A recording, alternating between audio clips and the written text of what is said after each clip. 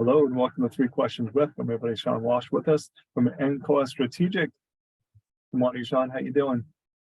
Outstanding, Kevin. How are you doing? It's living the dream, brother. Hey, so we're going to do a little series with you, Shawn. We're going to talk about the 8 factors that determine business value.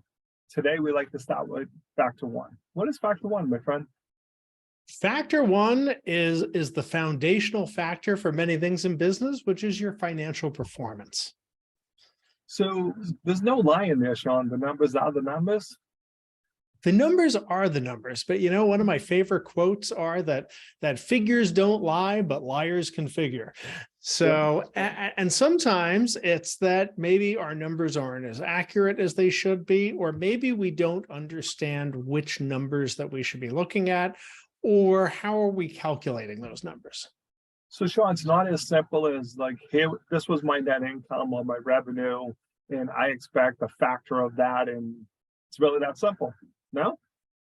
Well, it can be. It can be. You know, one of the big things I come across with business owners when we first start working with them is, do they really understand what the different numbers are? You know, some people look at top line revenue and they think, well, you know, hey, that's my profit. Well, that's not your profit. That's your revenue. You know, you have to deduct all your expenses from that. And, you know, I like to say that top line for vanity and bottom line for sanity, because it doesn't matter how much you bring in. It only matters how much you get to keep. Yep. So, and with that, there's a few things in between. And one of the things that we as business owners want to know is, what's our gross profit? So what is, when we take our top line revenue and we deduct out the costs of delivering our products or services to the client, what's left for all those other expenses? So gross profit is one of the numbers that we need to know. And then finally, we come down to EBITDA, or earnings before depreciation, interest, and taxes. And then we have also what's referred to as NOI, or net operating income. And the two of those are very similar, but NOI tends to be the money that we keep at the end when we're continuing business. And EBITDA is the number that we talk about mostly when we're selling our businesses. But the reality is that for most small business owners, EBITDA and NOI are usually going to be pretty similar. Shawn, is this any different if I'm a service company where I may not have those types of expenses? You know, that's a great question. And you do have those kind of expenses. And most people misunderstand that. When you're delivering services, your COGS, or your cost of goods sold, that's the time that it takes, that's the money that you have to pay your employees who actually deliver those services. Yeah. So if you're making a widget, we know we have to buy the parts for the widget. And that's very clear. People understand that. But when we determine gross profit for service companies, we need to know the true cost of every hour of your employees who are directly delivering those services. And that's what we refer to as fully burdened cost. And that's a calculation that we usually work to help new clients figure out.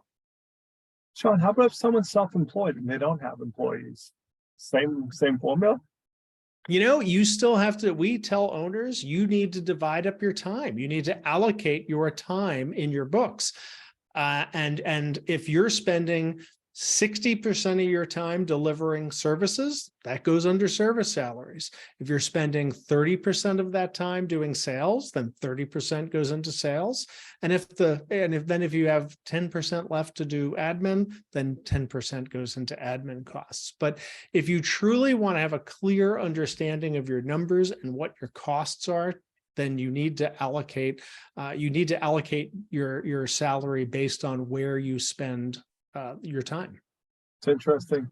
Yeah, Shawn, when you're having this talk, I'm sure some people are surprised, you know, like, okay, that is with my net income, this is what I can sell the company for. But I'm sure there's someone just yelling, but, you know, I have brand equity, I have goodwill. Doesn't that factor in somewhere, Shawn? You know, it does factor in. And as you and I continue in this series, you know, we're talking about the financial performance.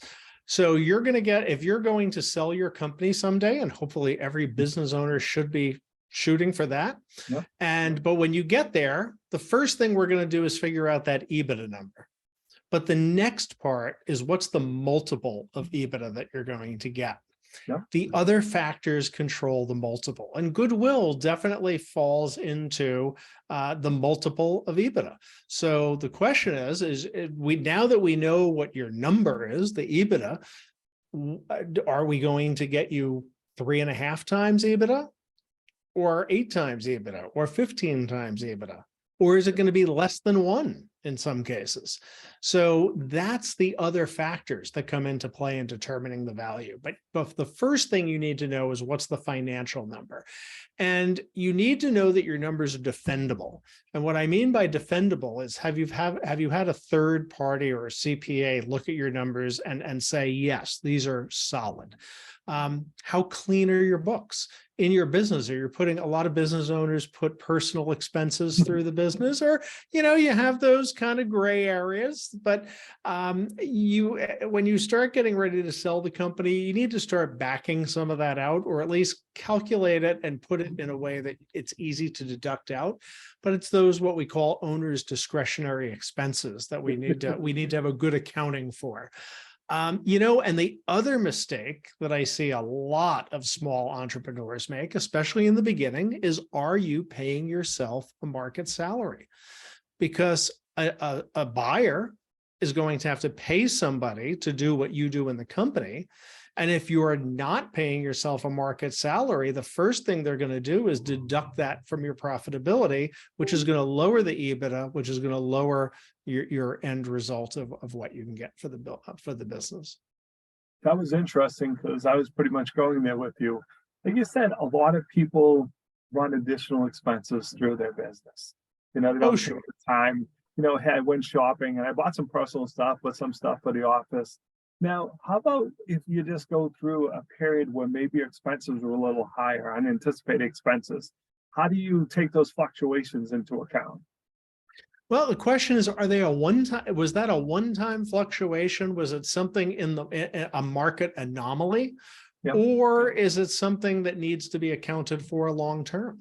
COVID, people had a lot of unexpected expenses, yep. But we could show that they were one-time extraordinary events that will not likely happen in the future with the company again. So it's really understanding, was this expense extraordinary, or is it something that maybe I forgot to account for it when I did my budget, and maybe I need to account for it in the future? Makes sense. So Shawn, what's the best way for people to reach out to if they want to learn more about how to value their company? Absolutely. So Shawn at encorestrategic.io.